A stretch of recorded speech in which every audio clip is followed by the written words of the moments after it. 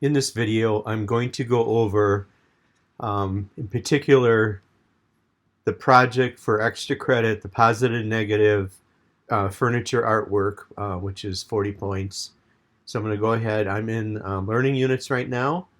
And the second item from the top, extra credit assignments, I'm going in that folder. I'll make a separate video for the art museum critique. All right, so this extra credit project is worth 40 points. It would be due April 25th, which is the last class for our Illustration Media Concepts class. And actually, it's the last class, it's the last day of the semester.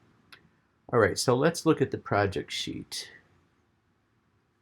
40 points. This project is a positive negative study. We're using a theme of furniture.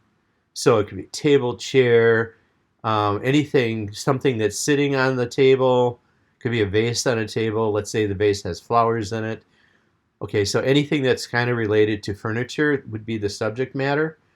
We're using illustration board and then the fine tip markers and the Sharpie, similar to what we did with Project 1 with the hidden objects. The illustration board should be 8 inches by 8 inches. It's a black and white project. There's no color.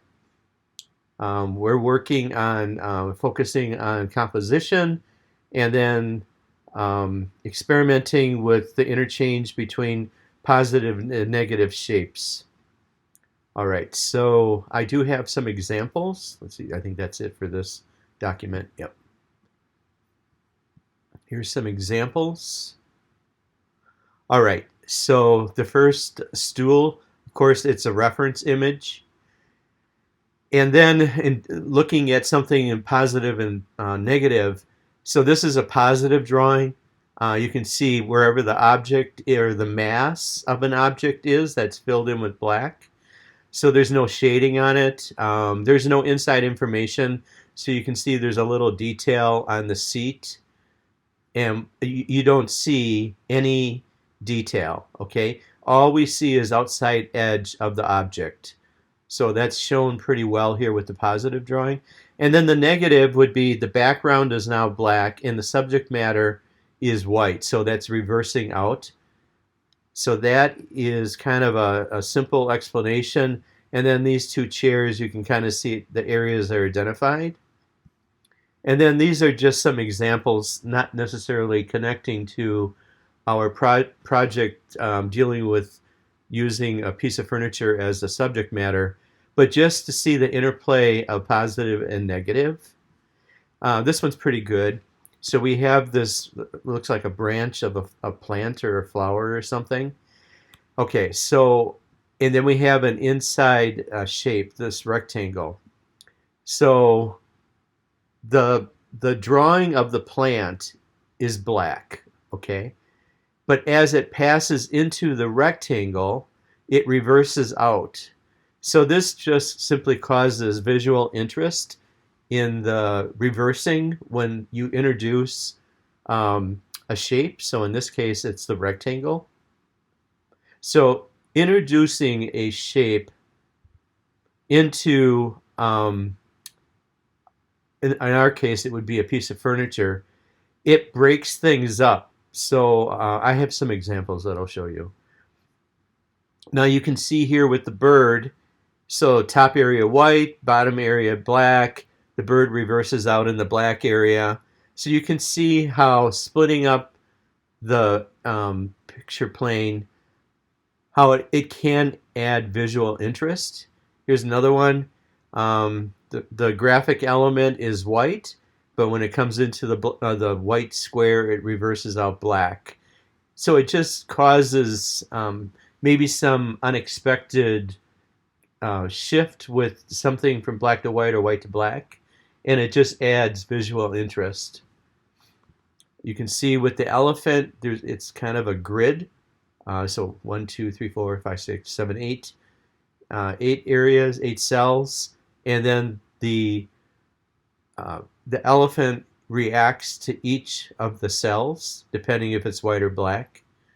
Last example, we have these tree branches, and then we have the kind of like a ray um, shape in the background, and so the branches react to whatever color the ray is. So it just breaks things up, causes there to be a visual interest. It's created when you add an additional shape. Okay, so those were the examples. I do have something else that I will show. So these are composition ideas. Break up with a grid so that background shape, rectangle, we sell those rays. Sometimes that's referred to as being a grid. Possibly putting your piece of furniture on an angle. Maybe it's so large that it won't fit within the 8x8 area, so it's cropping off. Those interesting shapes could be that background grid. It could be the perspective. So maybe you're sitting on the floor and you're looking up from that perspective, or maybe you're on the steps going up to a second floor, and you're looking down on the piece of furniture. So that would be a unique perspective. So that's what that's talking about. And then what can end up happening if you do use that underlying grid with your piece of furniture, your piece can actually end up looking a little abstract. And there's nothing wrong with that, and that could just add visual interest. Okay, so this I think could also help. I'll make this a little bit bigger. So I did this in Illustrator. We're doing this with fine Sharpie pens or fine tip pens on the white illustration board. But I just made some examples of things. Okay, so here again, the positive area is the black stool. I reversed it out, so reversing out the stool would make it white. Now I put a diagonal split on the picture plane, and you can see in the black top triangle, the stool turns white. The white triangle at the bottom, stool is black. So you can see how applying a grid can kind of break things up a little bit. On this one, I have a black rectangle, so when the stool goes out of it, it's positive, but when the stool passes through the black rectangle, it reverses out white.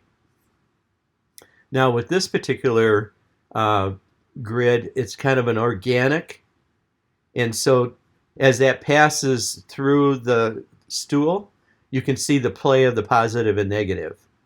All right, and then lastly, black and white rings. This is a little more abstract. And then with your subject matter of the furniture, you could have multiple things. So you can see here, I just have two stools, one leaning against the other. And so it's just causing the design to be a little more busy, which could work, to your benefit in causing things just to be a little more vague and adding to visual interest, just because what you're looking at may not be understood right away. And as you linger looking at it, you can discover, it's two stools. So you can see how all the reversing positive, negative, because of the rings. So you can see the outer ring is black, then it's white, black, and so on. And then the stools were originally black, and actually I think I can undo this. Yes, I can. There we go. So you can see how the art was of the stools, how that was. And then this is the grid. And then Illustrator just works well to kind of demonstrate the potential maximum look of a positive, negative. We're not using software, we're not using Illustrator, but instead with this extra credit project, you'll be using illustration board as your media, and then fine tip black markers, and maybe a Sharpie to fill in large areas. So the Sharpie would come into play to fill in large areas, and then you would use the fine tip black pen to kind of create the clean lines, okay? I should say clean edge. And then keep in mind, with this, there is no inside information, so you can kind of see that here. There's no distinction between the seat and the legs. There's not a line. So with this type of project, focusing on positive, negative, there is not any inside detail, okay? So I'm thinking this could be helpful. If you're considering doing this project, that's great. If you have any questions, contact me.